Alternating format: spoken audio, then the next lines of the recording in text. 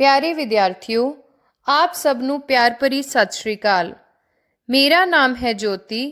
मैं सरकारी कन्या सीनियर सैकेंडरी स्कूल पिंड कोकरी कलां मोगा विखे साइंस विषय की अध्यापिका हाँ। बच्चों, अज मैं तुहाडे सामने जमात 10वीं का पाठ नंबर 3 धातां अते अधातां लैके हाजिर हाँ। आओ बच्चों, बिना किसी देरी तो शुरू करिए अज का यह पाठ। बच्चों, सब तो पहला मैं तुहाडे नाल कुछ धातां अते अधातां दियां उदाहरणां सांझियां करूँगी जिहड़ियां तुसीं 9वीं जमात दे विच पढ़ के आए हो। धातां दियां आम उदाहरणां हन सोना, चांदी, लोहा, तांबा, एलूमीनीयम, मैगनीशियम आदि। इसे तरह अधातां दे विच तुसीं chlorine, oxygen, nitrogen, carbon, bromine आदि बारे पढ़िया है। हुण असीं इन्हां दे भौतिक गुणां बारे चर्चा करते हाँ। धातां दा पहला भौतिक गुण है कठोरता या फिर हार्डनैस। धातां आम तौर दे उत्ते सख्त हुंदियां हन, भाव इन्हां दे उत्ते दबाव पाओ तां इन्हां दे शकल आकार दे विच तुहानूं तब्दीली नहीं नज़र आएगी। उदाहरण दे तौर दे उत्ते सोना, चांदी, आयरन या तांबा इन्हां धातां नूं जे तुसीं देखण जाचण की कोशिश करो तो तुहानूं पता चल जाएगा कि यह सख्त हुंदियां हन। हाँ, इन्हां दे विच कुछ अजिहियां धातां हन जिहड़ियां इन्नियां नरम हुंदियां हन कि इन्हां नूं चाकू नाल भी कट्टिया जा सकदा है, जिस दी उदाहरण है लीथियम, सोडियम अते पोटाशियम। इसे तरह बच्चों, पारा एक अजिही धात है जिहड़ी कमरे के तापमान के उत्ते ठोस अवस्था दे विच नहीं मिलती। इन्हां दे उल्ट अधातां बिल्कुल भी सख्त या फिर ठोस नहीं हुंदियां। जिस तरह ऑक्सीजन, नाइट्रोजन वर्गियां अधातां तुसीं देखिया ही है कि यह गैस अवस्था दे विच हुंदियां हन। परंतु कार्बन अधात का एक रूप है हीरा या फिर डायमंड। यह तुहानूं सख्त रूप दे विच जरूर मिलता है। इस तो बाद बच्चों दूसरा गुण असी जिहड़ा पढ़ांगे इन्हां दा धातां दा अते अधातां दा वो है चमक। धातां दी सतह चमकदार हुंदी है, यह शाइनी हुंदियां हन, इन्हां दे विच एक लस्टर मौजूद हुंदा है। लेकिन इन्हां दे उल्ट अधातां दे विच कोई शाइन नहीं हुंदी। जिस तरह अगर तुसीं एक नवीं बनाई गई लोहे या तांबे की पतली चादर नूं देखो तो तुसीं देखोगे कि उसकी उपरली सतह कितनी चमकदार होवेगी। इस तो बाद धातां दा तीजा गुण है कुटीण योग्यता अते खिचीण योग्यता, मैलेबिलिटी एंड डक्टिलिटी। कुटीण योग्यता तो भाव है कि असी धात नूं कुट के एक पतली चादर दे विच भी तब्दील कर सकते हाँ। इस तरह खिचीण योग्यता का भाव है कि असी एक धात के नमूने नूं खिच खिच के उन्हां दे विचों पतलियां तारां भी कढ सकते हाँ। इहदी उदाहरण तुसीं अपने आले दुआले मौजूद बिजली दे लई वरतियां जाण वालियां तारां नूं देख के लै सकदे हो। बिजली दे विच तांबे या लोहे या एलूमीनीयम दियां तारां वरतियां जांदियां ने, ओह तुहानूं इन्हां दा खिचीण योग्यता दा वर्तारा दिखा दिंदियां ने। इसे तरह घरां दे विच तुसीं एलूमीनीयम फॉयल जिहड़ा रोटी लपेटण लई वरतदे हो, ओह तुहानूं इन्हां दा कुटीण योग्यता वाला गुण दर्शाउंदा है कि किस तरह एलूमीनीयम नूं कुट कुट के एक पतली चादर का रूप दे दिता जाता है। बच्चों, यह गुण जिहड़ा है अधातां दे विच देखण नूं नहीं मिलता। अधातां ने जिहड़ियां ये मैलेबल या फिर डक्टाइल या कुटीण योग, खिचीण योग नहीं हुंदियां। इस तो बाद बच्चों अगला भौतिक गुण है चालकता। धातां ताप अते बिजली दियां सुचालक हुंदियां हन, मतलब metals are good conductors of heat and electricity. इन्हां दे विचों ताप अते बिजली का संचार बहुत वधिया ढंग दे नाल हो जाता है। इन्हां दे उल्ट ਅਧਾਤਾਂ ਜਿਹੜੀਆਂ ਨੇ ਬਿਜਲੀ ਦੀਆਂ ਸੁਚਾਲਕ ਜਾਂ ਤਾਪ ਦੀਆਂ ਸੁਚਾਲਕ ਨਹੀਂ ਹੁੰਦੀਆਂ, ਪਰੰਤੂ ਇਹਨਾਂ ਦੇ ਵਿੱਚ ਕਾਰਬਨ ਦਾ ਇੱਕ ਹੋਰ ਰੂਪ ਹੈ ਗ੍ਰੇਫਾਈਟ, ਜੋ ਕਿ ਬਿਜਲੀ ਦਾ ਸੁਚਾਲਕ ਹੈ। ਇਸ ਤੋਂ ਬਾਅਦ ਅਸੀਂ ਪੰਜਵੇਂ ਗੁਣ ਦੀ ਗੱਲ ਕਰਾਂਗੇ, ਸੁਰੀਲੀ ਆਵਾਜ਼। ਧਾਤਾਂ ਨੂੰ ਖੜਕਾਉਣ ਤੇ ਉਹਨਾਂ ਦੇ ਵਿੱਚੋਂ ਇੱਕ ਬਹੁਤ ਵਧੀਆ ਸੁਰੀਲੀ ਆਵਾਜ਼ ਪੈਦਾ ਹੁੰਦੀ ਹੈ। ਅਸੀਂ ਕਹਿ ਸਕਦੇ ਹਾਂ ਕਿ ਜਿਹੜੇ ਮੈਟਲਸ ਨੇ ਇਹ ਸੋਨੋਰਸ ਹੁੰਦੇ ਨੇ, ਇਹਨਾਂ ਦੇ ਵਿੱਚੋਂ ਵਧੀਆ ਆਵਾਜ਼ ਪੈਦਾ ਹੁੰਦੀ ਹੈ, ਪਰੰਤੂ ਅਧਾਤਾਂ ਦੇ ਵਿੱਚ ਇਹ ਗੁਣ ਦੇਖਣ ਨੂੰ ਨਹੀਂ ਮਿਲਦਾ। ਤਾਂ ਬੱਚਿਓ, ਇਹ ਸੀਗੇ ਧਾਤਾਂ ਅਤੇ ਅਧਾਤਾਂ ਦੇ ਭੌਤਿਕ ਗੁਣ। ਭੌਤਿਕ ਗੁਣਾਂ ਤੋਂ ਬਾਅਦ ਹੁਣ ਗੱਲ ਕਰਦੇ ਹਾਂ ਧਾਤਾਂ ਦੇ ਰਸਾਇਣਿਕ ਗੁਣਾਂ ਦੀ। ਸਭ ਤੋਂ ਪਹਿਲਾਂ ਮੈਂ ਗੱਲ ਕਰੂੰਗੀ ਕਿ ਜਦੋਂ ਅਸੀਂ ਧਾਤਾਂ ਨੂੰ ਹਵਾ ਦੇ ਵਿੱਚ ਜਲਾਉਂਦੇ ਹਾਂ ਤਾਂ ਕਿਸ ਪ੍ਰਕਾਰ ਦੀ ਕਿਰਿਆ ਹੁੰਦੀ ਹੈ। ਤਾਂ ਬੱਚਿਓ, ਸ਼ੁਰੂ ਕਰਦੇ ਹਾਂ ਅਸੀਂ ਧਾਤਾਂ ਦੀ ਆਕਸੀਜਨ ਦੀ ਕਿਰਿਆ ਨਾਲ। ਧਾਤ ਜਦੋਂ ਆਕਸੀਜਨ ਨਾਲ ਕਿਰਿਆ ਕਰਦੀ ਹੈ ਤਾਂ ਉਸ ਤੋਂ ਉਪਰੰਤ ਧਾਤਵੀ ਆਕਸਾਈਡ ਦੀ ਬਣਤਰ ਹੁੰਦੀ ਹੈ। ਬੱਚਿਓ, ਇਹ ਕਾਮਨ ਹੈ ਕਿ ਜਦੋਂ ਧਾਤ ਕੋਈ ਵੀ ਧਾਤ ਆਕਸੀਜਨ ਦੇ ਨਾਲ ਕਿਰਿਆ ਕਰੇਗੀ ਤਾਂ ਇੱਕ ਧਾਤਵੀ ਆਕਸਾਈਡ ਬਣੇਗਾ। ਤਾਂ ਉੱਥੇ ਅਸੀਂ ਜਿਹੜੀ ਵੀ ਧਾਤ ਹੋਏਗੀ ਉਹ ਅਸੀਂ ਲਿਖ ਦੇਵਾਂਗੇ। ਜੇ ਉਹ ਕਾਪਰ ਹੈ ਤਾਂ ਕਾਪਰ ਦੀ ਆਕਸਾਈਡ ਬਣ ਜਾਏਗੀ, ਐਲੂਮੀਨੀਅਮ ਹੈ ਤਾਂ ਐਲੂਮੀਨੀਅਮ ਦੀ ਆਕਸਾਈਡ ਬਣ ਜਾਏਗੀ। ਹੁਣ ਅਸੀਂ ਦੇਖਦੇ ਹਾਂ ਕਿ ਜਦੋਂ ਕਾਪਰ ਉਦਾਹਰਨ ਦੇ ਤੌਰ ਤੇ ਆਕਸੀਜਨ ਨਾਲ ਕਿਰਿਆ ਕਰੇਗੀ ਤਾਂ ਕਿਸ ਪ੍ਰਕਾਰ ਦਾ ਰਿਐਕਸ਼ਨ ਹੋਏਗਾ। ਤਾਂ ਦੇਖੋ ਬੱਚਿਓ, ਜਿਸ ਤਰ੍ਹਾਂ ਸਕਰੀਨ ਤੇ ਤੁਹਾਨੂੰ ਦਿਖਾਇਆ ਜਾ ਰਿਹਾ ਹੈ ਕਿ ਕਾਪਰ ਆਕਸੀਜਨ ਦੇ ਨਾਲ Cu+O2 ਕਿਰਿਆ ਕਰਨ ਤੋਂ ਬਾਅਦ CuO ਯਾਨੀ ਕਿ ਕਾਪਰ ਆਕਸਾਈਡ ਬਣਾਉਂਦਾ ਹੈ।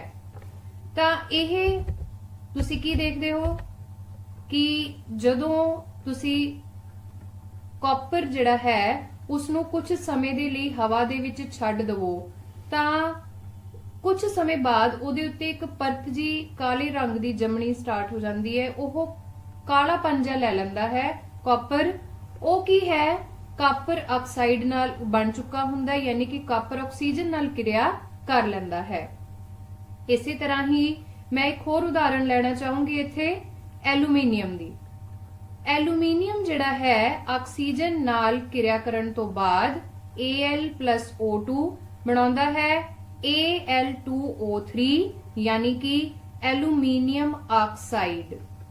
ਤਾਂ ਇਹ ਤੁਹਾਨੂੰ ਦੋ ਉਦਾਹਰਨਾਂ ਦੱਸੀਆਂ ਨੇ ਜਿਹਦੇ ਵਿੱਚ ਅਸੀਂ ਕੀ ਦੇਖ ਰਹੇ ਹਾਂ ਕਿ ਧਾਤਾਂ ਨੇ ਅਲੱਗ-ਅਲੱਗ ਪ੍ਰਕਾਰ ਦੀਆਂ ਆਕਸੀਜਨ ਦੇ ਨਾਲ ਕਿਰਿਆ ਕਰ ਰਹੀਆਂ ਨੇ ਤੇ ਆਕਸਾਈਡ ਬਣ ਰਹੇ ਨੇ। ਹੁਣ ਬੱਚਿਓ, ਗੱਲ ਕਰਦੇ ਹਾਂ ਕਿ ਇਹ ਜਿਹੜੇ ਧਾਤਵੀ ਆਕਸਾਈਡ ਨੇ ਇਹਨਾਂ ਦਾ ਸੁਭਾਅ ਕਿਸ ਤਰ੍ਹਾਂ ਦਾ ਹੁੰਦਾ ਹੈ। ਤਾਂ ਦੋ ਤਰ੍ਹਾਂ ਦੇ ਅਸੀਂ ਪੜ੍ਹੇ ਨੇ ਸੁਭਾਅ, ਤੇਜ਼ਾਬੀ ਅਤੇ ਖਾਰੀ ਸੁਭਾਅ। ਜਿਹੜੇ ਧਾਤਵੀ ਆਕਸਾਈਡ ਨੇ ਇਹਨਾਂ ਦਾ ਸੁਭਾਅ ਖਾਰੀ ਹੁੰਦਾ ਹੈ। ਤਾਂ ਜਿਸ ਤਰ੍ਹਾਂ ਕਾਪਰ ਆਕਸਾਈਡ ਬਣ ਰਿਹਾ ਹੈ, ਇਹ ਖਾਰੀ ਸੁਭਾਅ ਦਾ ਹੁੰਦਾ ਹੈ। ਪਰ ਬੱਚਿਓ, ਕੁਝ ਇਹੋ ਜਿਹੇ ਧਾਤ ਆਕਸਾਈਡ ਵੀ ਨੇ ਜਿਹੜੇ ਕਿ ਦੋਨੋਂ ਤਰ੍ਹਾਂ ਦਾ ਵਿਵਹਾਰ ਦਿਖਾਉਂਦੇ ਨੇ। ਮਤਲਬ ਤੇਜ਼ਾਬੀ ਅਤੇ ਖਾਰੀ ਦੋਨੋਂ ਤਰ੍ਹਾਂ ਦਾ ਵਿਵਹਾਰ ਦਿਖਾਉਂਦੇ ਨੇ। ਤਾਂ ਅਜਿਹੇ ਆਕਸਾਈਡਾਂ ਨੂੰ ਅਸੀਂ ਕੀ ਕਹਿੰਦੇ ਹਾਂ, ਇੱਕ ਨਵੀਂ ਟਰਮ ਤੁਹਾਡੇ ਸਾਹਮਣੇ ਸਕਰੀਨ ਤੇ ਲਿਖੀ ਜਾ ਰਹੀ ਹੈ, ਐਮਫੋਟੈਰਿਕ ਆਕਸਾਈਡ। ਹਾਂਜੀ ਬੱਚਿਓ, ਐਮਫੋਟੈਰਿਕ ਆਕਸਾਈਡ ਇਹੋ ਜਿਹੇ ਆਕਸਾਈਡ ਨੇ ਕਿ ਜਿਹੜੇ ਧਾਤਵੀ ਆਕਸਾਈਡ, ਤੇਜ਼ਾਬਾਂ ਜਾਂ ਖਾਰਾਂ ਦੋਨੋਂ ਪ੍ਰਕਾਰ ਦਾ ਹੀ ਗੁਣ ਦਿਖਾਉਂਦੇ ਨੇ। ਤਾਂ ਇਹਦੀ ਵੀ ਬੱਚਿਓ ਮੈਂ ਕਿਰਿਆ ਦੇ ਨਾਲ ਤੁਹਾਨੂੰ ਦੱਸੂਗੀ ਕਿ ਇਹ ਜਦੋਂ ਤੇਜ਼ਾਬ ਦੇ ਨਾਲ ਕਿਰਿਆ ਕਰ ਰਹੇ ਨੇ ਤਾਂ ਕੀ ਬਣਾ ਰਹੇ ਨੇ, ਤੇ ਜਦੋਂ ਖਾਰ ਨਾਲ ਕਿਰਿਆ ਕਰ ਰਹੇ ਨੇ ਤਾਂ ਕੀ ਬਣਾ ਰਹੇ ਨੇ। ਤਾਂ ਦੇਖਦੇ ਹਾਂ ਆਪਾਂ ਸਕਰੀਨ ਦੇ ਉੱਤੇ ਕਿ ਕਿਸ ਪ੍ਰਕਾਰ ਦੇ ਨਾਲ ਇਹ ਕਿਰਿਆਵਾਂ ਕਰਦੇ ਨੇ। Al2O3 ਜਦੋਂ HCl ਜੋ ਕਿ ਹਾਈਡਰੋਕਲੋਰਿਕ ਤੇਜ਼ਾਬ ਹੈ ਇਸ ਨਾਲ ਕਿਰਿਆ ਕਰਦਾ ਹੈ ਤਾਂ AlCl3 ਯਾਨੀ ਐਲੂਮੀਨੀਅਮ ਕਲੋਰਾਈਡ ਬਣਦਾ ਹੈ, ਨਾਲ ਕੁਝ ਜਿਹੜੇ ਹੈ H2O ਦੇ ਅਣੂ ਵੀ ਬਣਦੇ ਹਨ। ਠੀਕ ਹੈ ਬੱਚਿਓ। ਇਸੇ ਇਹ ਹੁਣ ਹੋ ਗਈ ਇਹਦੀ ਤੇਜ਼ਾਬ ਦੇ ਨਾਲ ਕਿਰਿਆ। ਇਸੇ ਤਰ੍ਹਾਂ ਬੱਚਿਓ JAL2O3 ਜਿਹੜਾ ਹੈ ਇਸ ਦੀ ਕਿਰਿਆ ਅਸੀਂ ਇੱਕ ਖਾਰ ਦੇ ਨਾਲ ਕਰਵਾਉਂਦੇ ਆ। NaOH ਤੁਸੀਂ ਜਾਣਦੇ ਹੋ ਇੱਕ ਖਾਰ ਹੈ ਸੋਡੀਅਮ ਹਾਈਡਰੋਕਸਾਈਡ। ਜਦੋਂ ਇਸ ਦੇ ਨਾਲ ਕਿਰਿਆ ਕੀਤੀ ਜਾਂਦੀ ਹੈ ਐਲੂਮੀਨੀਅਮ ਆਕਸਾਈਡ ਦੀ ਤਾਂ ਇੱਕ ਲੂਣ ਉਤਪੰਨ ਹੁੰਦਾ ਹੈ NaAlO3।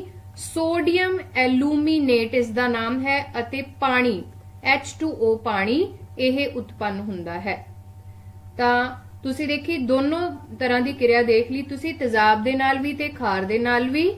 ਤਾਂ ਇਹ ਜਿਹੜਾ ਐਲੂਮੀਨੀਅਮ ਆਕਸਾਈਡ ਸੀਗਾ ਇਹ ਇੱਕ ਐਮਫੋਟੈਰਿਕ ਆਕਸਾਈਡ ਹੈ। ਇਸੇ ਤਰ੍ਹਾਂ ਐਮਫੋਟੈਰਿਕ ਆਕਸਾਈਡ ਜ਼ਿੰਕ ਵੀ ਹੈ।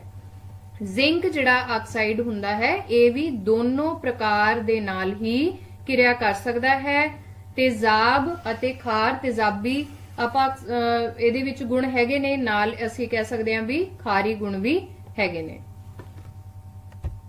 ਇਸ ਤੋਂ ਬਾਅਦ ਅਸੀਂ ਧਾਤਾਂ ਦੇ ਦੂਸਰੇ ਰਸਾਇਣਿਕ ਗੁਣ ਬਾਰੇ ਗੱਲ ਕਰਾਂਗੇ ਜੋ ਹੈ ਧਾਤਾਂ ਦੀ ਪਾਣੀ ਨਾਲ ਕਿਰਿਆ। ਤਾਂ ਬੱਚਿਓ ਤੁਸੀਂ ਆਪਣੀ ਕਿਤਾਬ ਦੇ ਵਿੱਚ ਤੁਸੀਂ ਦੇਖੋਗੇ ਕਿ ਕਿਰਿਆ 3.10 ਦਿਖਾਈ ਹੋਈ ਹੈ ਜਿਸ ਦੇ ਵਿੱਚ ਉਹਨਾਂ ਨੇ ਇਹ ਚਿੱਤਰ ਬਣਾਇਆ ਹੋਇਆ ਹੈ। ਇਸ ਦੇ ਵਿੱਚ ਉਹ ਕੀ ਦੱਸ ਰਹੇ ਨੇ ਕਿ ਇੱਕ ਟੈਸਟ ਟਿਊਬ ਹੈ ਜਿਹੜੀ ਉਸ ਨੂੰ ਤੁਸੀਂ ਲੰਬੇਦਾਰ ਰੱਖ ਲਓ। ਉਸ ਦੇ ਵਿੱਚ ਅਸੀਂ ਇੱਕ ਕੱਚ ਦੀ ਉੱਨ ਥੋੜੀ ਜੀ ਪਾਣੀ ਵਿੱਚ ਭਿਗੋ ਕੇ ਰੱਖਾਂਗੇ ਪਰਖ ਨਲੀ ਦੇ ਵਿੱਚ, ਤੇ ਉਸ ਤੋਂ ਬਾਅਦ ਇੱਕ ਧਾਤ ਦਾ ਕੋਈ ਵੀ ਨਮੂਨਾ ਤੁਸੀਂ ਇਹਦੇ ਵਿੱਚ ਰੱਖ ਲਓਗੇ। ਕੋਈ ਵੀ ਧਾਤ ਲੈ ਸਕਦੇ ਹੋ। ਅਸੀਂ ਅੱਗੇ ਗੱਲ ਕਰਾਂਗੇ ਵੀ ਕਿਹੜੀਆਂ ਧਾਤਾਂ ਕਿਸ ਤਰ੍ਹਾਂ ਕਿਰਿਆ ਕਰਦੀਆਂ ਨੇ। ਫਿਰ ਅਸੀਂ ਨੀਚੇ ਬਰਨਰ ਰੱਖ ਕੇ ਉਸ ਨੂੰ ਥੋੜਾ ਜਿਹਾ ਗਰਮੀ ਪ੍ਰਦਾਨ ਕਰਾਂਗੇ, ਹੀਟ ਕਰਾਂਗੇ। ਅਸੀਂ ਟੈਸਟ ਟਿਊਬ ਦਾ ਮੂੰਹ ਹੈ ਜਿਹੜਾ ਉਹ ਇੱਕ ਕਾਰਕ ਨਾਲ ਬੰਦ ਕਰ ਦੇਵਾਂਗੇ ਤੇ ਉਸ ਦੇ ਵਿੱਚ ਇੱਕ ਡਿਲੀਵਰੀ ਟਿਊਬ ਲਗਾ ਦਾਂਗੇ, ਨਿਕਾਸੀ ਨਲੀ।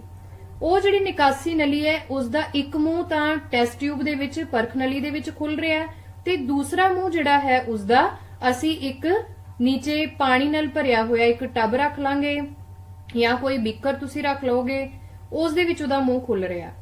ਉਹ ਜਿਹੜਾ ਮੂੰਹ ਹੈ ਉਸ ਨੂੰ ਉਹਦੇ ਉੱਤੇ ਅਸੀਂ ਫਿਰ ਦੁਬਾਰਾ ਇੱਕ ਪੁੱਠੀ ਕਰਕੇ ਟੈਸਟ ਟਿਊਬ ਰੱਖ ਦਾਂਗੇ ਜਿਸ ਦੇ ਵਿੱਚ ਥੋੜਾ ਜਿਹਾ ਅਸੀਂ ਪਾਣੀ ਜਿਹੜਾ ਹੈ ਉੱਪਰ ਨੂੰ ਜਾਂਦਾ ਦੇਖਾਂਗੇ ਤੇ ਕੁਝ ਜਿਹੜਾ ਅਸੀਂ ਉਹਦਾ ਹਿੱਸਾ ਖਾਲੀ ਰੱਖਾਂਗੇ ਤਾਂ ਕਿ ਸਾਨੂੰ ਪਤਾ ਲੱਗ ਜਾਏ ਵੀ ਕਿ ਜਿਹੜੀ ਗੈਸ ਹੈ ਉਹ ਜਗ੍ਹਾ ਘੇਰ ਲਏਗੀ ਉੱਥੇ। ਮਤਲਬ ਇਸ ਨੂੰ ਅਸੀਂ ਪੂਰਾ ਪਾਣੀ ਦੇ ਨਾਲ ਨਹੀਂ ਭਰਨਾ ਹੈ। ਹੁਣ ਤੁਸੀਂ ਬੱਚੋ ਦੇਖੋਗੇ ਕਿ ਜਦੋਂ ਇਹ ਅਸੀਂ ਗਰਮ ਕਰਨਾ ਸ਼ੁਰੂ ਕਰਦੇ ਹਾਂ ਇਸ ਟੈਸਟ ਟਿਊਬ ਨੂੰ ਤਾਂ ਜਿਹੜਾ ਪਾਣੀ ਦੇ ਨਾਲ ਭਿੱਜੀ ਹੋਈ ਉੱਨ ਹੈ ਉਹ ਪਾਣੀ ਜਿਵੇਂ ਜਿਵੇਂ ਗਰਮ ਹੁੰਦਾ ਹੈ ਭਾਫ ਦਾ ਰੂਪ ਧਾਰਨ ਕਰਦਾ ਹੈ।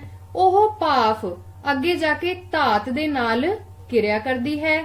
ਧਾਤ ਨਾਲ ਕਿਰਿਆ ਕਰਨ ਤੋਂ ਬਾਅਦ ਹਾਈਡਰੋਜਨ ਗੈਸ ਦੀ ਉਤਪਤੀ ਹੁੰਦੀ ਹੈ।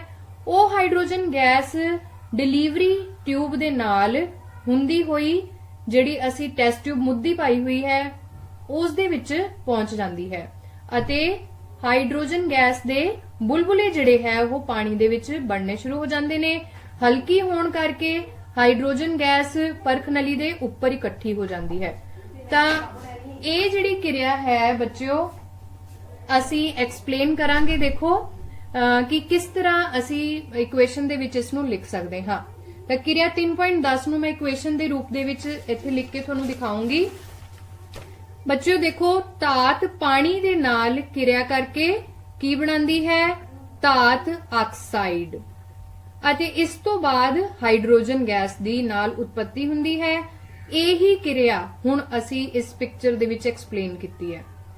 ਇਸ ਤੋਂ ਬਾਅਦ ਬੱਚਿਓ ਇਹ ਜਿਹੜੀ ਧਾਤ ਆਕਸਾਈਡ ਹੈ ਅਗਰ ਇਹ ਕੁਝ ਸਮਾਂ ਹੋਰ ਪਾਣੀ ਦੇ ਨਾਲ ਕਿਰਿਆ ਕਰਦੀ ਰਹੇ ਤਾਂ ਧਾਤ ਹਾਈਡਰੋ ਆਕਸਾਈਡ ਦੀ ਉਤਪਤੀ ਹੁੰਦੀ ਹੈ। ਤਾਂ ਅਗਰ ਇਹ ਸੀਮਤ ਮਾਤਰਾ ਦੇ ਵਿੱਚ ਅਸੀਂ ਪਾਣੀ ਇਸ ਨੂੰ ਦਈਏ ਤਾਂ ਇਹ ਕਿਰਿਆ ਧਾਤਵੀ ਆਕਸਾਈਡ ਬਣਾ ਕੇ ਇੱਥੇ ਖਤਮ ਹੋ ਜਾਏਗੀ। ਕਿਰਿਆ ਹਾਈਡਰੋਜਨ ਗੈਸ ਨਾਲ ਪੈਦਾ ਹੋ ਜਾਏਗੀ। ਪਰ ਜਦੋਂ ਧਾਤਵੀ ਆਕਸਾਈਡ ਨੂੰ ਹੋਰ ਜ਼ਿਆਦਾ ਮਾਤਰਾ ਦੇ ਵਿੱਚ ਪਾਣੀ ਮਿਲਦਾ ਹੈ ਤਾਂ ਉਸ ਦੇ ਅਣੂਆਂ ਨਾਲ ਕਿਰਿਆ ਕਰਕੇ ਇਹ ਧਾਤਵੀ ਹਾਈਡਰੋਕਸਾਈਡ ਵੀ ਬਣਾ ਦਿੰਦੀ ਹੈ। ਹੁਣ ਉਦਾਹਰਨਾਂ ਦੀ ਗੱਲ ਕਰਦੇ ਹਾਂ ਅਸੀਂ ਕਿ ਕਿਸ ਤਰ੍ਹਾਂ ਵੱਖ-ਵੱਖ ਧਾਤਾਂ ਨੇ ਜਿਹੜੀਆਂ ਇਹ ਕਿਰਿਆ ਕਰਦੀਆਂ ਨੇ ਪਾਣੀ ਦੇ ਨਾਲ। ਪਹਿਲਾਂ ਮੈਂ ਗੱਲ ਕਰੂੰਗੀ ਸੋਡੀਅਮ ਦੀ। ਸੋਡੀਅਮ ਧਾਤ ਪਾਣੀ ਦੇ ਨਾਲ ਕਿਰਿਆ ਕਰਦੀ ਹੈ Na+H2O। ਕੀ ਬਣਦਾ ਹੈ NaOH प्लस ਹਾਈਡਰੋਜਨ ਗੈਸ ਪੈਦਾ ਹੁੰਦੀ ਹੈ, ਨਾਲ ਤਾਪ ਊਰਜਾ ਬਹੁਤ ਮਾਤਰਾ ਦੇ ਵਿੱਚ ਨਿਕਲਦੀ ਹੈ। ਤਾਂ ਬੱਚਿਓ ਤੁਸੀਂ ਦੇਖੋ ਕਿ ਹੁਣ ਜਿਹੜੀ ਮੈਂ ਇੱਥੇ ਇਕੁਏਸ਼ਨ ਲਿਖੀ ਹੈ ਇਸ ਦੇ ਵਿੱਚ ਮੈਂ ਦੋ ਸਾਰਿਆਂ ਦੇ ਪਰਮਾਣੂ ਲਿਖੇ ਨੇ, 2 ਪਰਮਾਣੂ Na ਦੇ ਹੋ ਗਏ, 2 ਅਣੂ H2O ਦੇ ਹੋ ਗਏ। ਇਹਦਾ ਮਤਲਬ ਇਹ ਹੈ ਕਿ H2O ਦੀ ਅਸੀਂ ਕਾਫੀ ਮਾਤਰਾ ਲਈ ਹੈ, ਮਤਲਬ ਪਾਣੀ ਦਾ ਅਗਰ ਅਸੀਂ ਇੱਕ ਅਣੂ ਲੈਂਦੇ ਤਾਂ ਇਹ ਕਿਰਿਆ ਧਾਤਵੀ ਆਕਸਾਈਡ ਤੱਕ ਰੁਕ ਜਾਂਦੀ, ਪਰ ਕਿਉਂਕਿ ਅਸੀਂ 2 ਅਣੂ ਲਏ ਨੇ ਤਾਂ ਇਹ ਕਿਰਿਆ ਪੂਰੀ ਕੰਪਲੀਟ ਹੋ ਗਈ, ਧਾਤਵੀ ਹਾਈਡਰੋਕਸਾਈਡ ਬਣ ਗਿਆ, ਨਾਲ ਹਾਈਡਰੋਜਨ ਗੈਸ ਜਿਹੜੀ ਹੈ ਉਹ ਪੈਦਾ ਹੋ ਗਈ ਅਤੇ ਤਾਪ ਊਰਜਾ ਕਾਫੀ ਮਾਤਰਾ ਦੇ ਵਿੱਚ ਨਿਕਲਦੀ ਹੈ। ਇੱਥੇ ਬੱਚੋ ਇੱਕ ਪ੍ਰਸ਼ਨ ਹੋਰ ਤੁਹਾਡੇ ਸਾਹਮਣੇ ਆਂਦਾ ਹੈ ਕਿ ਜਿਹੜੀ ਜਦੋਂ ਤੁਸੀਂ ਸੋਡੀਅਮ ਨੂੰ ਸਟੋਰ ਕਰਨਾ ਹੈ, Na ਹੈ ਸੋਡੀਅਮ, ਅਸੀਂ ਜਦੋਂ ਸੋਡੀਅਮ ਨੂੰ ਸਟੋਰ ਕਰਨਾ ਹੁੰਦਾ ਹੈ ਤਾਂ ਅਸੀਂ ਮਿੱਟੀ ਦੇ ਤੇਲ ਦੇ ਵਿੱਚ ਇਸ ਨੂੰ ਸਟੋਰ ਕਰਦੇ ਹਾਂ। ਮਿੱਟੀ ਦੇ ਤੇਲ ਦੇ ਵਿੱਚ ਕਿਉਂ ਸਟੋਰ ਕੀਤਾ ਜਾਂਦਾ ਹੈ ਬੱਚਿਓ ਇਸ ਨੂੰ? ਕਿਉਂਕਿ ਜਦੋਂ ਤੁਸੀਂ ਦੇਖਿਆ ਵੀ ਜਿਹੜੀ ਸੋਡੀਅਮ ਦੇ ਨਾਲ ਪਾਣੀ ਦੇ ਹਵਾ ਦੇ ਵਿੱਚ ਮੌਜੂਦ ਜਿਹੜੀ ਨਮੀ ਹੈ ਉਸ ਦੇ ਨਾਲ ਇਹ ਕਿਰਿਆ ਕਰਦਾ ਹੈ ਸੋਡੀਅਮ, ਤਾਂ NaOH ਬਣਾ ਕੇ H2 ਗੈਸ ਪੈਦਾ ਕਰ ਰਿਹਾ ਤੇ ਕਾਫੀ ਮਾਤਰਾ ਦੇ ਵਿੱਚ ਤਾਪ ਊਰਜਾ ਨਿਕਲਦੀ ਹੈ। ਇਹ ਤਾਪ ਊਰਜਾ ਇਹ ਹਾਈਡਰੋਜਨ ਦੇ ਨਾਲ ਉਸ ਨੂੰ ਜਲਨਸ਼ੀਲ, ਕਿਉਂਕਿ ਹਾਈਡਰੋਜਨ ਹੁੰਦੀ ਹੈ ਤੇ ਉਸ ਨੂੰ ਅੱਗ ਲੱਗ ਜਾਂਦੀ ਹੈ, ਮਤਲਬ ਕਾਫੀ ਮਾਤਰਾ ਦੇ ਵਿੱਚ ਆਪਾਂ ਕਹਿੰਦੇ ਵੀ ਇਹ ਤਾਪ ਊਰਜਾ ਕਿਰਿਆ ਕਰ ਜਾਂਦੀ ਹੈ ਹਾਈਡਰੋਜਨ ਦੇ ਨਾਲ ਅਤੇ ਸੋਡੀਅਮ ਉਸੇ ਟਾਈਮ ਹੀ ਅੱਗ ਫੜ ਲੈਂਦਾ ਹੈ। ਇਸੇ ਕਾਰਨ ਬੱਚਿਓ ਇਸ ਨੂੰ ਮਿੱਟੀ ਦੇ ਤੇਲ ਦੇ ਵਿੱਚ ਰੱਖਿਆ ਜਾਂਦਾ ਹੈ ਤਾਂ ਕਿ ਇਸ ਦੀ ਸਿੱਧੀ ਕਿਰਿਆ ਹਵਾ ਦੇ ਵਿੱਚ ਮੌਜੂਦ ਪਾਣੀ ਦੇ ਨਾਲ ਨਾ ਹੋਵੇ। ਤਾਂ ਇੱਥੋਂ ਬੱਚਿਓ ਕੀ ਸਿੱਧ ਹੋ ਰਿਹਾ ਕਿ ਸੋਡੀਅਮ ਇੱਕ ਬਹੁਤ ਹੀ ਜ਼ਿਆਦਾ ਕਿਰਿਆਸ਼ੀਲ ਧਾਤ ਹੈ। ਤਾਂ ਤੁਸੀਂ ਇਹ ਯਾਦ ਰੱਖਣਾ ਇੱਥੇ ਕਿ ਸੋਡੀਅਮ ਬਹੁਤ ਛੇਤੀ ਕਿਰਿਆ ਕਰ ਲੈਂਦਾ ਹੈ ਪਾਣੀ ਦੇ ਨਾਲ ਤੇ ਬਹੁਤ ਜ਼ਿਆਦਾ ਮਾਤਰਾ ਦੇ ਵਿੱਚ ਤਾਪ ਊਰਜਾ ਵੀ ਨਿਕਲਦੀ ਹੈ। ਸੇਮ ਇਸੇ ਤਰ੍ਹਾਂ ਦਾ ਹੀ ਸੁਭਾਅ ਪੋਟਾਸ਼ੀਅਮ ਦਾ ਹੁੰਦਾ ਹੈ। ਤਾਂ ਅਸੀਂ ਸੋਡੀਅਮ ਪੋਟਾਸ਼ੀਅਮ ਦੋਨਾਂ ਨੂੰ ਹੀ ਮਿੱਟੀ ਦੇ ਤੇਲ ਦੇ ਵਿੱਚ ਸਟੋਰ ਕਰਦੇ ਹਾਂ। ਇਸ ਤੋਂ ਬਾਅਦ ਨੈਕਸਟ ਐਗਜ਼ਾਮਪਲ ਜਿਹੜੀ ਹੈ ਉਹ ਮੈਂ ਤੁਹਾਨੂੰ ਦੱਸੂਗੀ ਕੈਲਸ਼ੀਅਮ ਦੀ। ਜਿਹੜਾ ਕੈਲਸ਼ੀਅਮ ਹੈ ਬੱਚਿਓ ਇਹ ਪਾਣੀ ਦੇ ਨਾਲ ਕਿਸ ਤਰ੍ਹਾਂ ਕਿਰਿਆ ਕਰਦਾ ਹੈ? Ca+H2O ਬਣਦਾ ਹੈ CaOH whole twice plus H2 plus ਤਾਪ ਊਰਜਾ। ਤਾਂ ਕੈਲਸ਼ੀਅਮ ਪਾਣੀ ਦੇ ਨਾਲ ਕਿਰਿਆ ਕਰਕੇ ਕੀ ਬਣਾ ਰਿਹਾ ਹੈ? ਕੈਲਸ਼ੀਅਮ ਹਾਈਡਰੋਆਕਸਾਈਡ ਨਾਲ ਹਾਈਡਰੋਜਨ ਗੈਸ ਅਤੇ ਕਾਫੀ ਮਾਤਰਾ ਦੇ ਵਿੱਚ ਤਾਪ ਊਰਜਾ ਨਿਕਲ ਰਹੀ ਹੈ। ਲੇਕਿਨ ਬੱਚਿਓ ਜਿਹੜਾ ਕੈਲਸ਼ੀਅਮ ਹੈ ਇਹ ਕਿਰਿਆਸ਼ੀਲਤਾ ਦੇ ਵਿੱਚ ਸੋਡੀਅਮ ਤੇ ਪੋਟਾਸ਼ੀਅਮ ਤੋਂ ਥੋੜਾ ਜਿਹਾ ਘੱਟ ਕਿਰਿਆਸ਼ੀਲ ਹੈ। ਇਸ ਕਰਕੇ ਕੈਲਸ਼ੀਅਮ ਪਾਣੀ ਦੇ ਨਾਲ ਕਿਰਿਆ ਵੀ ਉਨੀ ਚੰਗੀ ਤਰ੍ਹਾਂ ਨਹੀਂ ਕਰਦਾ ਜਿੰਨੀ ਚੰਗੀ ਤਰ੍ਹਾਂ ਸੋਡੀਅਮ ਤੇ ਪੋਟਾਸ਼ੀਅਮ ਕਰਦੇ ਨੇ ਅਤੇ ਇਹ ਪਾਣੀ ਦੇ ਵਿੱਚ ਥੋੜਾ ਘੱਟ ਘੁਲਣਸ਼ੀਲ ਹੈ। ਇਸੇ ਤਰ੍ਹਾਂ ਹੁਣ ਅਸੀਂ ਅਗਲੀ ਉਦਾਹਰਣ ਲੈਣੇ ਹਾਂ ਐਲੂਮੀਨੀਅਮ ਅਤੇ ਆਇਰਨ ਦੀ।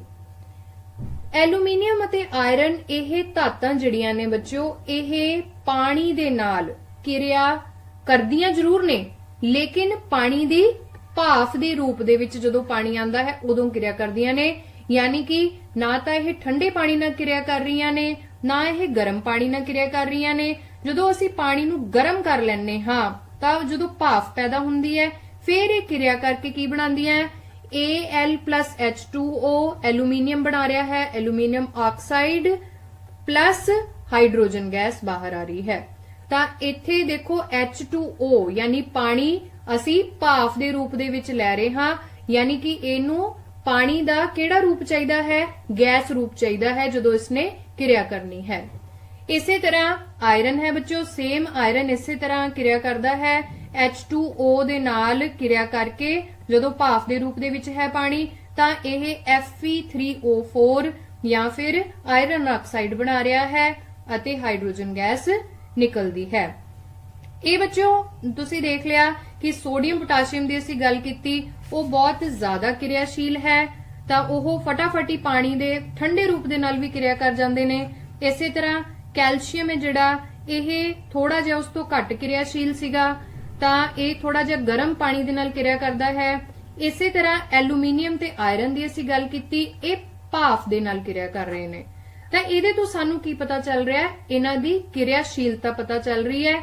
ਜਦੋਂ ਅਸੀਂ ਅੱਗੇ ਪੜਾਂਗੇ ਵੀ ਇਹਨਾਂ ਜਿਹੜੀਆਂ ਧਾਤਾਂ ਨੇ ਉਹਨਾਂ ਦੀ ਕਿਰਿਆਸ਼ੀਲਤਾ ਕਿਸ ਤਰ੍ਹਾਂ ਵੱਧਦੀ ਜਾਂ ਘਟਦੀ ਹੈ ਤਾਂ ਅਸੀਂ ਇਸ ਦੀ ਉਦਾਹਰਣ ਲਵਾਂਗੇ।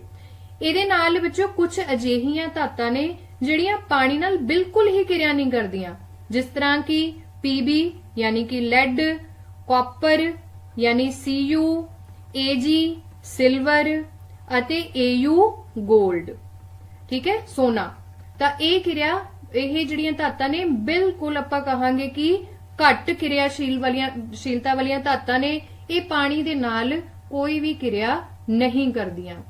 ਤਾਂ ਹੀ ਕਰਕੇ ਤੁਸੀਂ ਸੋਨੇ ਅਤੇ ਚਾਂਦੀ ਦੇ ਗਹਿਣੇ ਪਹਿਨਦੇ ਹੋ। ਅਗਰ ਇਹ ਬਹੁਤ ਕਿਰਿਆਸ਼ੀਲ ਹੋਣ ਤਾਂ ਸੋਨਾ ਤੇ ਚਾਂਦੀ ਤੁਹਾਡੇ ਹੱਥਾਂ ਨਾਲ ਹੀ ਰਿਐਕਸ਼ਨ ਕਰਨਾ ਸ਼ੁਰੂ ਕਰ ਦੇਗਾ ਜਾਂ ਜਲਦੀ ਖਰਾਬ ਹੋ ਜਾਏਗਾ। ਇਸ ਤੋਂ ਬਾਅਦ ਬੱਚਿਓ ਅਸੀਂ ਧਾਤਾਂ ਦੀ ਤੀਸਰੀ ਜਿਹੜੀ ਕਿਰਿਆ ਹੈ, ਤੀਸਰੇ ਪ੍ਰਕਾਰ ਦੇ ਰਸਾਇਣਿਕ ਗੁਣ ਦੀ ਗੱਲ ਕਰਾਂਗੇ। ਧਾਤਾਂ ਦੀ ਤੇਜ਼ਾਬਾਂ ਦੇ ਨਾਲ ਕਿਰਿਆ। ਧਾਤ ਜਦੋਂ ਤੇਜ਼ਾਬ ਦੇ ਨਾਲ ਕਿਰਿਆ ਕਰਦੇ ਨੇ ਤਾਂ ਧਾਤਵੀ ਲੂਣ ਅਤੇ ਹਾਈਡਰੋਜਨ ਗੈਸ ਪੈਦਾ ਕਰਦੇ ਨੇ। ਤਾਂ ਇਹ ਅਸੀਂ ਜਿਹੜੀ ਕਿਰਿਆ ਹੈ ਵੱਖ-ਵੱਖ ਧਾਤਾਂ ਦੇ ਨਾਲ ਕਰਕੇ ਦੇਖ ਸਕਦੇ ਹਾਂ। ਮੈਂ ਤੁਹਾਡੇ ਸਾਹਮਣੇ ਜ਼ਿੰਕ ਦੀ ਉਦਾਹਰਣ ਲਵਾਂਗੀ। Zn ਜਦੋਂ H2SO4 ਤੇਜ਼ਾਬ ਦੇ ਨਾਲ ਕਿਰਿਆ ਕਰਦਾ ਹੈ ਕੀ ਬਣਦਾ ਹੈ? ZnSO4 ਯਾਨੀ ਜ਼ਿੰਕ ਸਲਫੇਟ ਲੂਣ ਹੈ ਜਿਹੜਾ ਅਤੇ ਹਾਈਡਰੋਜਨ ਗੈਸ। ਤਾਂ ਇਹਦੇ ਵਿੱਚ ਬੱਚੋ Zn ਜ਼ਿੰਕ ਹੈ, Zn ਦਾ ਜਿਹੜਾ ਲੂਣ ਬਣਿਆ ਹੈ ਉਸ ਨੂੰ ਅਸੀਂ ਜ਼ਿੰਕ ਸਲਫੇਟ ਦੇ ਨਾਂ ਨਾਲ ਜਾਣਦੇ ਹਾਂ। ਤੇ H2SO4 ਇੱਥੇ ਕਿਹੜਾ ਤੇਜ਼ਾਬ ਹੈ? ਸਲਫਿਊਰਿਕ ਐਸਿਡ, ਸਲਫਿਊਰਿਕ ਤੇਜ਼ਾਬ। ਇਹ ਕਿਰਿਆ ਜਿਹੜੀ ਹੈ ਬੱਚੋ HCl ਦੇ ਨਾਲ ਵੀ ਹੋ ਸਕਦੀ ਹੈ। HCl ਜਿਹੜਾ ਹਾਈਡਰੋਕਲੋਰਿਕ ਐਸਿਡ ਹੈ, ਜਦੋਂ ਉਹ ਜ਼ਿੰਕ ਨਾਲ ਕਿਰਿਆ ਕਰਦਾ ਹੈ ਕੀ ਬਣਦਾ ਹੈ? ZnCl2 ਯਾਨੀ ਜ਼ਿੰਕ ਕਲੋਰਾਈਡ ਅਤੇ ਹਾਈਡਰੋਜਨ ਗੈਸ ਪੈਦਾ ਹੁੰਦੀ ਹੈ। ਤਾਂ ਤੁਸੀਂ ਜਿਹੜੀ ਕਿਰਿਆ ਹੈ ਉਹ ਤੁਹਾਡੀ ਸਕਰੀਨ ਤੇ ਦੇਖ ਰਹੇ ਹੋ। ਜ਼ਿੰਕ ਹਾਈਡਰੋਕਲੋਰਿਕ ਐਸਿਡ ਨਾਲ ਤੇਜ਼ਾਬ ਨਾਲ ਕਿਰਿਆ ਕਰ ਰਿਹਾ ਹੈ। ਕੀ ਬਣ ਰਿਹਾ ਹੈ? ਜ਼ਿੰਕ ਕਲੋਰਾਈਡ ਅਤੇ ਹਾਈਡਰੋਜਨ ਗੈਸ। ਤਾਂ ਇਹ ਤੁਹਾਡੀ ਬੱਚੋ ਐਕਟੀਵਿਟੀ ਬੁੱਕ ਹੈ ਜਿਹੜੀ ਉਸ ਦੇ ਵਿੱਚ ਇਹ ਕਿਰਿਆ ਮੌਜੂਦ ਹੈ। ਤੁਸੀਂ ਜ਼ਿੰਕ ਦਾ ਕੋਈ ਵੀ ਛੋਟਾ ਜਿਹਾ ਸੈਂਪਲ ਤੁਹਾਡੀ ਲੈਬ ਦੇ ਵਿੱਚ ਮੌਜੂਦ ਹੁੰਦਾ ਹੈ, ਉਸ ਦੇ ਵਿੱਚ ਜਦੋਂ ਜਿਹੜਾ ਆਪਾਂ ਡਾਇਲੂਟ ਤੇਜ਼ਾਬ ਹੈ, ਪਾਣੀ ਦੇ ਵਿੱਚ ਪਤਲਾ ਕੀਤਾ ਹੋਇਆ ਤੇਜ਼ਾਬ ਹੈ ਉਹ ਪਾਵਾਂਗੇ ਤਾਂ ਇੱਕਦਮ ਹੀ ਬੁਲਬੁਲੇ ਬਣਨੇ ਸ਼ੁਰੂ ਹੋ ਜਾਂਦੇ ਨੇ। ਉਹਦੇ ਵਿੱਚ ਉਹ ਹਾਈਡਰੋਜਨ ਗੈਸ ਦਾ ਨਿਕਾਸ ਹੋ ਰਿਹਾ ਹੁੰਦਾ ਹੈ। ਤੇ ਜਦੋਂ ਤੁਸੀਂ ਪਰਖ ਨਲੀ ਦੇ ਨੇੜੇ ਕਿਸੇ ਜਲਦੀ ਹੋਈ ਮੋਮਬੱਤੀ ਨੂੰ ਲੈ ਜਾਓਗੇ ਤਾਂ ਪੌਪ ਦੀ ਆਵਾਜ਼ ਦੇ ਨਾਲ ਉਹ ਮੋਮਬੱਤੀ ਜਲੇਗੀ, ਮਤਲਬ ਉਹ ਆਵਾਜ਼ ਤੁਹਾਨੂੰ ਦੱਸ ਦੇਗੀ ਵੀ ਹਾਈਡਰੋਜਨ ਨਾਲ ਅੱਗ ਦੀ ਕਿਰਿਆ ਹੋ ਰਹੀ ਹੈ। ਇਸ ਤੋਂ ਬਾਅਦ ਬੱਚਿਓ ਇੱਕ ਮੈਂ ਤੁਹਾਨੂੰ ਇੱਥੇ ਨਵੀਂ ਗੱਲ ਦੱਸੂਗੀ ਕਿ ਜਿਹੜੀਆਂ ਧਾਤਾਂ ਨੇ ਉਹ ਅਗਰ ਤੇਜ਼ਾਬਾਂ ਦੇ ਵਿੱਚੋਂ ਨਾਈਟ੍ਰਿਕ ਤੇਜ਼ਾਬ HNO3 ਜਿਹੜਾ ਨਾਈਟ੍ਰਿਕ ਐਸਿਡ ਹੈ ਇਸ ਦੇ ਨਾਲ ਪ੍ਰਤੀਕਿਰਿਆ ਕਰਨ ਤਾਂ ਹਾਈਡਰੋਜਨ ਗੈਸ ਉਤਪੰਨ ਨਹੀਂ ਹੁੰਦੀ। ਇਹ ਗੱਲ ਤੁਸੀਂ ਯਾਦ ਰੱਖਣੀ ਹੈ। ਇੱਥੇ ਇਹ ਇੱਕ ਐਕਸੈਪਸ਼ਨ ਹੈ। ਕਿਹਦੀ ਉਤਪੰਨਤਾ ਨਹੀਂ ਹੋ ਰਹੀ? ਹਾਈਡਰੋਜਨ ਗੈਸ ਦੀ ਉਤਪੰਨਤਾ ਨਹੀਂ ਹੋ ਰਹੀ। ਕਿਹਦੇ ਨਾਲ ਨਹੀਂ ਹੋ ਰਹੀ? ਅਗਰ ਧਾਤਾਂ ਨਾਈਟ੍ਰਿਕ ਤੇਜ਼ਾਬ ਦੇ ਨਾਲ ਕਿਰਿਆ ਕਰ ਰਹੀਆਂ ਨੇ। ਆਪਾਂ ਇਹ ਪੜਿਆ ਹੈ ਕਿ ਜਿਹੜੀਆਂ ਧਾਤਾਂ ਨੇ ਤੇਜ਼ਾਬਾਂ ਨਾਲ ਕਿਰਿਆ ਕਰਕੇ ਹਾਈਡਰੋਜਨ ਗੈਸ ਬਣਾਉਂਦੀਆਂ ਨੇ, ਪਰ ਉੱਥੇ HNO3 ਯਾਨੀ ਨਾਈਟ੍ਰਿਕ ਐਸਿਡ ਇੱਕ ਐਕਸੈਪਸ਼ਨ ਹੈ ਜਿਸ ਦੇ ਨਾਲ ਹਾਈਡਰੋਜਨ ਗੈਸ ਦੀ ਉਤਪत्ति ਨਹੀਂ ਹੋ ਰਹੀ। ਹੁਣ ਗੱਲ ਕਰਦੇ ਹਾਂ ਕਿਰਿਆਸ਼ੀਲਤਾ ਦੇ ਕ੍ਰਮ ਦੀ। ਤਾਂ ਇਹਦੇ ਵਿੱਚ ਮੈਗਨੀਸ਼ੀਅਮ Mg ਸਭ ਤੋਂ ਜ਼ਿਆਦਾ ਕਿਰਿਆਸ਼ੀਲ ਹੈ। ਉਸ ਤੋਂ ਬਾਅਦ Al ਐਲੂਮੀਨੀਅਮ, ਫਿਰ ਜ਼ਿੰਕ Zn ਅਤੇ ਫਿਰ Fe ਆਇਰਨ। ਤਾਂ ਇਹ ਕਿਰਿਆਸ਼ੀਲਤਾ ਜਿਹੜੀ ਹੈ ਲੜੀ, ਇਸ ਦੇ ਤਹਿਤ ਹੀ ਜਿਹੜੇ ਧਾਤਾਂ ਨੇ ਉਹ ਕਿਰਿਆ ਕਰਦੀਆਂ ਨੇ ਵੱਖ-ਵੱਖ ਤੇਜ਼ਾਬਾਂ ਦੇ ਨਾਲ। ਇਸ ਤੋਂ ਬਾਅਦ ਬੱਚੋ ਮੈਂ ਤੁਹਾਨੂੰ ਇੱਕ ਨਵੀਂ ਟਰਮ ਹੈ ਜਿਹੜੀ ਇੱਥੇ ਦੱਸੂਗੀ, ਐਕਵਾ ਰੀਜੀਆ। ਐਕਵਾ ਰੀਜੀਆ ਜਿਹੜਾ ਹੈ ਇਹ ਇੱਕ ਲੈਟਿਨ ਵਰਡ ਹੈ, ਲਾਤੀਨੀ ਸ਼ਬਦ ਹੈ। ਇਹ ਕੀ ਹੈ? ਦੋ ਤਰ੍ਹਾਂ ਦੇ ਤੇਜ਼ਾਬਾਂ ਦਾ ਘੋਲ ਹੈ। 3:1 3:1 ਦੇ ਵਿੱਚ ਅਸੀਂ ਹਾਈਡਰੋਕਲੋਰਿਕ ਐਸਿਡ ਹੈ ਜਿਹੜਾ ਹਾਈਡਰੋਕਲੋਰਿਕ ਤੇਜ਼ਾਬ ਅਤੇ ਨਾਈਟ੍ਰਿਕ ਤੇਜ਼ਾਬ, ਇਹਨਾਂ ਦੋਨਾਂ ਨੂੰ ਅਸੀਂ ਮਿਕਸ ਕਰਨਾ ਹੈ। 3 ਭਾਗ ਹਾਈਡਰੋਕਲੋਰਿਕ ਦੇ ਤੇ 1 ਭਾਗ ਨਾਈਟ੍ਰਿਕ ਐਸਿਡ ਦਾ। ਜਦੋਂ ਅਸੀਂ ਇਹਨਾਂ ਨੂੰ ਮਿਕਸ ਕਰਦੇ ਹਾਂ ਤਾਂ ਜਿਹੜਾ ਮਿਸ਼ਰਣ ਬਣਦਾ ਹੈ ਇਹ ਐਕਵਾ ਰੀਜੀਆ ਕਹਾਉਂਦਾ ਹੈ। ਇਹ ਬੱਚਿਓ ਇੰਨਾ ਕੁ ਜ਼ਿਆਦਾ ਸਟਰੋਂਗ ਅਸੀਂ ਕਹਿ ਸਕਦੇ ਹਾਂ ਘੋਲ ਹੈ ਕਿ ਜਿਹੜੀ ਅਕਿਰਿਆਸ਼ੀਲ ਧਾਤ ਸੋਨਾ ਹੈ ਉਹ ਵੀ ਇਸ ਦੇ ਵਿੱਚ ਘੁਲ ਸਕਦੀ ਹੈ। ਤਾਂ ਤੁਸੀਂ ਪ੍ਰਸ਼ਨ ਅਭਿਆਸ ਦੇ ਵਿੱਚ ਵੀ ਦੇਖੋਗੇ ਜਿਸ ਦੇ ਵਿੱਚ ਉਹਨਾਂ ਨੇ ਕਿਹਾ ਹੈ ਕਿ ਇੱਕ ਕੋਈ ਤੁਹਾਡੇ ਘਰ ਇੱਕ ਬੰਦਾ ਆ ਕੇ ਅਗਰ ਉਹ ਸੋਨੇ ਨੂੰ ਚਮਕਾਉਣ ਦੀ ਗੱਲ ਕਰ ਰਿਹਾ ਹੈ ਤਾਂ ਉਸਦੇ ਕੋਲ ਇੱਕ ਘੋਲ ਮੌਜੂਦ ਹੋਏਗਾ ਜਿਸ ਦੇ ਵਿੱਚ ਉਹ ਸੋਨੇ ਦਾ ਕੋਈ ਵੀ ਗਹਿਣਾ ਪਾ ਕੇ ਜਦੋਂ ਕੱਢੇਗਾ ਤਾਂ ਉਸਦੀ ਚਮਕ ਇੱਕਦਮ ਵਾਪਸ ਆ ਜਾਏਗੀ। ਤਾਂ ਅਸਲ ਦੇ ਵਿੱਚ ਉਹ ਕੋਈ ਜਾਦੂ ਨਹੀਂ ਕਰ ਰਿਹਾ, ਉਸਦੇ ਕੋਲੇ ਐਕਵਾ ਰੀਜੀਆ ਘੋਲ ਹੁੰਦਾ ਹੈ ਜਿਸ ਦੇ ਵਿੱਚ ਸੋਨੇ ਦੀ ਉੱਪਰਲੀ ਤਹਿ ਹੈ ਉਹ ਘੁਲ ਜਾਂਦੀ ਹੈ ਤੇ ਥੱਲੋਂ ਦੀ ਜਿਹੜੀ ਉਹਦੀ ਨਵੀਂ ਤਹਿ ਹੈ ਉਹ ਨਿਕਲ ਆਉਂਦੀ ਹੈ। ਤਾਂ ਇੱਥੇ ਤੁਹਾਨੂੰ ਪ੍ਰਸ਼ਨ ਇਹ ਪੇਪਰ ਦੇ ਵਿੱਚ ਵੀ ਆ ਸਕਦਾ ਹੈ, ਐਕਵਾ ਰੀਜੀਆ ਕੀ ਹੁੰਦਾ ਹੈ। ਹੁਣ ਇਹ ਬੱਚਿਓ ਤੁਹਾਨੂੰ ਅਲੱਗ-ਅਲੱਗ ਪ੍ਰਕਾਰ ਦੇ ਨਾਲ ਮੈਂ ਕਿਰਿਆਵਾਂ ਦੇ ਨਾਲ ਦੱਸ ਦਿੱਤਾ ਕਿ ਭੌਤਿਕ ਅਤੇ ਰਸਾਇਣਿਕ ਗੁਣ ਕੀ ਹੁੰਦੇ ਨੇ ਧਾਤਾਂ ਦੇ। ਤਾਂ ਧਾਤਾਂ ਬਾਰੇ ਅਸੀਂ ਬਹੁਤ ਡਿਟੇਲ ਦੇ ਵਿੱਚ ਪੜ੍ਹ ਲਿਆ ਹੈ। ਅਭਿਆਸ ਦੇ ਵਿੱਚ ਇਸ ਦੇ ਨਾਲ ਜਿਹੜੇ ਸੰਬੰਧਿਤ ਪ੍ਰਸ਼ਨ ਹੈ ਤੁਸੀਂ ਇਹਨਾਂ ਨੂੰ ਹੱਲ ਕਰੋਗੇ ਤੇ ਅਸੀਂ ਇਸ ਤੋਂ ਬਾਅਦ ਪੜਾਂਗੇ ਅਧਾਤਾਂ ਬਾਰੇ। ਤਾਂ ਮੈਨੂੰ ਉਮੀਦ ਹੈ ਕਿ ਤੁਹਾਨੂੰ ਇਹ ਸਭ ਸਮਝ ਆ ਗਿਆ ਹੋਵੇਗਾ। ਇਸ ਦੇ ਨਾਲ ਹੀ ਅੱਜ ਦਾ ਜਿਹੜਾ ਪਾਠ ਹੈ ਇਸ ਨੂੰ ਸਮਾਪਤ ਕਰਦੇ ਹਾਂ। ਧੰਨਵਾਦ।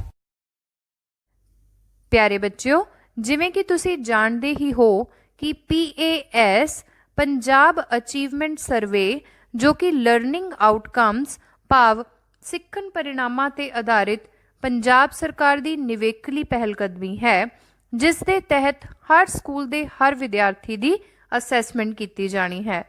ਕੁਝ ਪੱਖ ਇਸ ਦੀ ਤਿਆਰੀ ਬਾਰੇ ਤੁਹਾਡੇ ਨਾਲ ਸਾਂਝੇ ਕਰਦੀ ਹਾਂ। ਤਾਂ ਪਿਆਰੇ ਬੱਚਿਓ, ਇਸ ਦੀ ਤਿਆਰੀ ਲਈ ਤੁਸੀਂ ਹੁਣ ਤੱਕ ਦੇ ਸਿਲੇਬਸ ਦੀ ਦੁਹਰਾਈ ਕਰਨੀ ਹੈ।